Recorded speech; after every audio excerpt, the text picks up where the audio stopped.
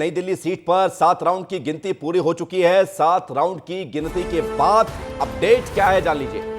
केजरीवाल पीछे हैं। नई दिल्ली सीट से अरविंद केजरीवाल एक बार फिर से पीछे हो गए हैं और 300 वोटों से पीछे चल रहे हैं।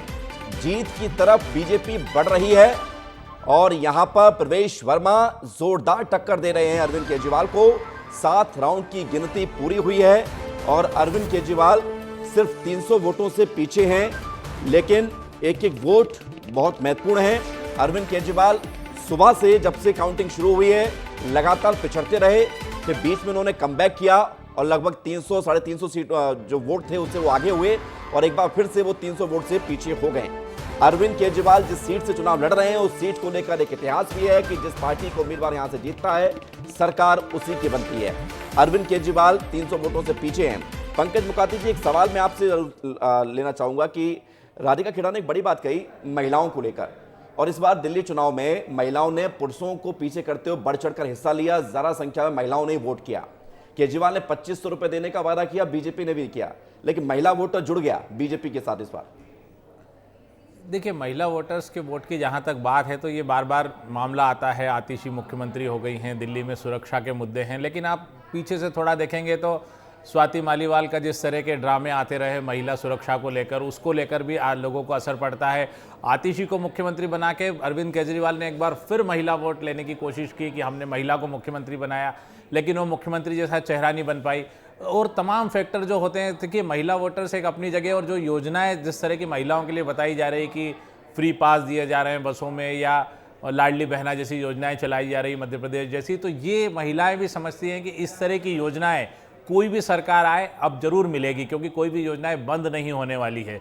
तो मुझे लगता है कि ओवरऑल जो परफॉर्मेंस पूरा होता है, एक फैमिली होती है, तो केवल महिलाओं के वोट अकेले आपको कहीं डिसाइडिंग फैक्टर नहीं होते हैं। शिक्षा है, स्वास्थ्य है, दिल्ली की सुरक्षा है, और तमाम आपको अगर पानी नहीं मिलेगा तो वो भी एक हाउसवाइफ ही उसको फेस करती है आमतौर पर कि घर में पानी पर्याप्त नहीं मिल रहा है। और भारतीय जनता पार्टी ने ऐसे मुद्दे जो दिल्ली के हैं, जो आमतौर पर घरों से जुड़े हुए हैं, परिवारों से जुड़े हुए हैं, उनको आगे लिया है। और इससे महिलाएं निश्चित तौर पर कोई भी मुद्दा अगर घर का होता है, घर से जुड़ा है, पानी, बिजली, सफाई, बच्चों की पढ़ाई, तो वो महिलाओं को कहीं ना कहीं अफेक्ट करता है। और मुझे लगता है कि यही सब फैक्टर रहे कि जिससे महिला वोटर्स भी थोड़ा सा आम आदमी पार्टी से पीछे हुआ। हालांकि बहुत पीछे अभी भी आम आदमी पार्टी वैसी करारी हार की तरफ नहीं दिख रही है जिसकी उम्मीद शुरुआती रुझान में की जा रही थी। नेक टू नेक पे है, या ठीक है भारतीय जनता पार्टी की सरकार बनेगी लेकिन विपक्ष फिर भी मजबूत दिखेगा, तो ये उलटफेर तो संभव है पार्टी में। बिल्कुल, विपक्ष तो मजबूत दिखेगा, चाहे इस आंकड़ों को अगर देखें उलटफेर भी होता है तो भी विपक्ष एक मजबूत स्थिति में रहेगा। वो वाली स्थिति नहीं है कि 67 सीटें और 62 सीटें जीतने के बाद 3 या 8 सीटें विपक्ष में रहते हैं।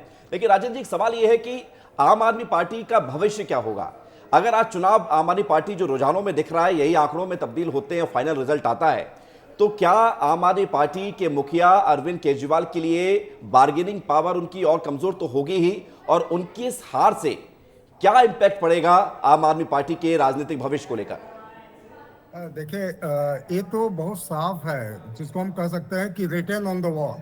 अगर ये चुनाव अरविंद केजरीवाल हार जाते हैं, व्यक्तिगत तौर पे खुद हार जाते हैं या उनकी पार्टी हार जाती है, तो आपकी राष्ट्रीय राजनीति में जो उनकी एक पहुंच थी वो कमजोर होती है। उनकी बार्गेनिंग कैपेसिटी बिल्कुल खत्म हो जाएगी। और जिस तरीके से बीजेपी ने यहाँ पे घेर के, पिछले 10 सालों से बीजेपी लगातार घेरती रही उनको किसी न किसी मुद्दे पे, उसके साथ एडवांटेज भी था, फाइनली उनको हरा देती है। तो दूसरी जगह इनका विस्तार संभव नहीं होगा जो मुझे लगता है, और पंजाब भी खतरे में पड़ जाएगा। पंजाब में खतरे में पड़ जाएगी। राजन जी, इसी पंजाब को लेकर मैं सवाल पूछूंगा आपसे, क्योंकि पंजाब का भविष्य क्या होगा? पंजाब में भी जल्द इलेक्शन होने वाले हैं और मैं आऊंगा आपके पास लौट के। एक बड़ी खबर आ रही है, इलेक्शन कमीशन के आंकड़ों में 70 सीटों पर रुझान सामने आ चुके हैं और बीजेपी 43 सीटों पर आगे है, आम आदमी पार्टी 27 सीटों पर आगे चल रही है। आम आदमी पार्टी के 36 सिटिंग विधायकों में से 21 पीछे चल रहे हैं। अरविंद केजरीवाल नई दिल्ली सीट से फिर से पीछे हो गए हैं। दिल्ली की 9 हॉट सीटों में आम आदमी पार्टी सिर्फ 2 में आगे है। सीएम आतिशी समेत 3 मंत्री पीछे हैं और 3 को बढ़त है। ये अपडेट आपको दे रहे हैं इलेक्शन कमीशन के आंकड़ों में। आप समझ जाइए कि आम आदमी पार्टी दिल्ली में लगातार उन तमाम हॉट सीट की बात कर रहे हैं जिसकी चर्चा ज्यादा है, चाहे सीएम आतिशी सिंह हो या फिर मनीष सिसोदिया इनको लेकर खबर आ रही है।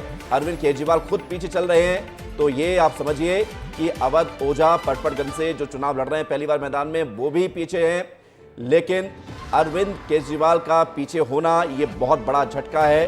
पंकज मुकाती जी, अब सवाल मेरा ये है कि अरविंद केजरीवाल की मुश्किलें तो और बढ़ेंगी, क्योंकि वो पहले ही तमाम शर्तों के साथ जमानत पर बाहर हैं, और अगर जो रुझान दिख रहे हैं उसके बाद आम आदमी पार्टी को संभाल पाना, उसको आगे बढ़ा पाना अरविंद केजरीवाल के लिए बहुत मुश्किलात होने वाली हैं।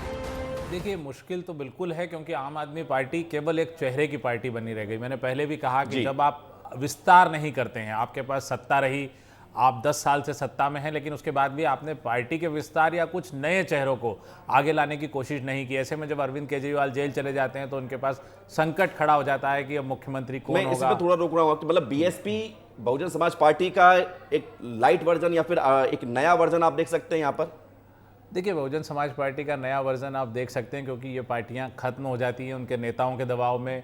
लेकिन आप देखिए कि इसको मैं इसलिए बोलता हूं कि आम आदमी पार्टी के साथ मुश्किल होगी कि कांग्रेस जैसी बड़ी पार्टी है, जब आप सत्ता में होते हैं तो आपके पास पावर होता है, लोग होते हैं, करिश्मा होता है, आपकी कामयाबी चलती है, उस समय आपको विस्तार करना चाहिए। पर आप हर राज्य में ये चाहते हैं कि कोई दूसरा नेता न खड़ा हो जाए।